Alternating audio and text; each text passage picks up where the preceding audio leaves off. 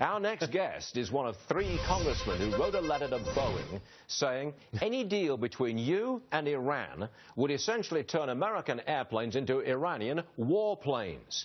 Here is Republican Illinois Congressman Pete Roskam. Pete, welcome to the program, sir. It's great to have you with us. Thank you, Stuart. You think that if we sold Boeing planes to Iran, they'd turn them around and make them into warships or warplanes? You think so? Yeah, I do. I think that's more likely true than not true. Look, Iran Air just recently came off the sanction list of the Department of Treasury. Some think, and I think, it was largely in exchange for the nuclear deal. But that said, aircraft is a fungible product. So anybody who thinks that this is simply going to be used in a commercial enterprise in Iran, I think is profoundly naive. And I'm calling on Boeing, don't do business with these people. Don't be complicit with the possibility, and I would argue probability, of giving a fungible product that can be used for the purposes of terror. It's a terrible idea. Do you think that the Iran-U.S. nuke deal is falling to pieces?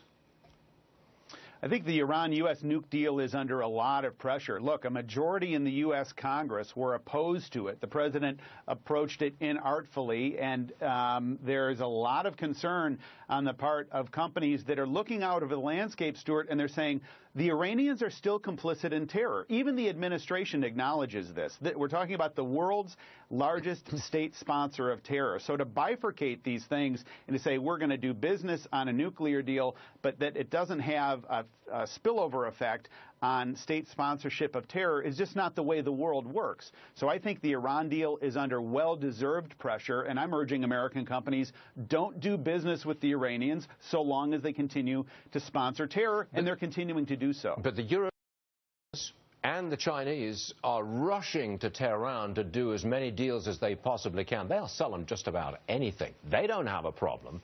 You're putting a road, I'm not being pejorative here, but you are putting a roadblock in the way of American business making some money. 2 things. Number one, last week I was talking to the French press, urging Airbus not to do this as well. But look, history is a merciless judgment,